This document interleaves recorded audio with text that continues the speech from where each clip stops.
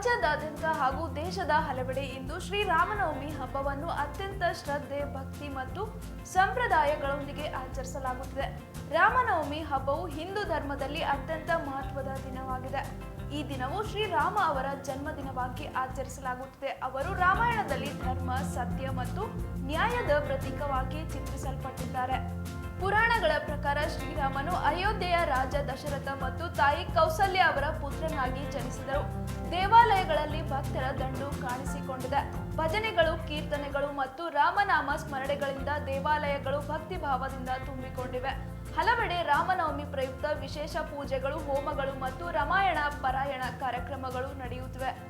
ನಗರ ಮತ್ತು ಗ್ರಾಮ ಪ್ರದೇಶಗಳಲ್ಲಿ ಮಕ್ಕಳಿಂದ ರಾಮಾಯಣ ಆಧಾರಿತ ನಾಟಕಗಳು ಮತ್ತು ಸಾಂಸ್ಕೃತಿಕ ಪ್ರದರ್ಶನಗಳು ನಡೆಯುತ್ತಿವೆ. ಭಕ್ತರು ರಾಮನ ಆದರ್ಶ ಜೀವನವನ್ನು ನೆನಪಿಸಿಕೊಳ್ಳುತ್ತಿದ್ದಾರೆ.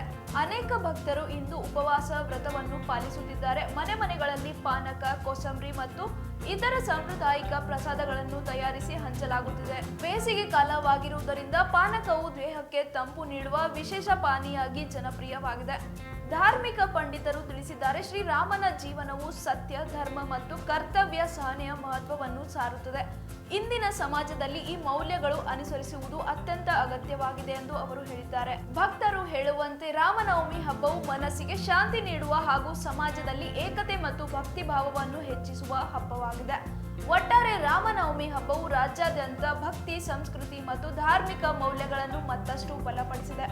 ರಾಮನವಮಿಯು ಧರ್ಮ ಮತ್ತು ಸತ್ಯದ ವಿಜಯವನ್ನು ಸೂಚಿಸುತ್ತದೆ.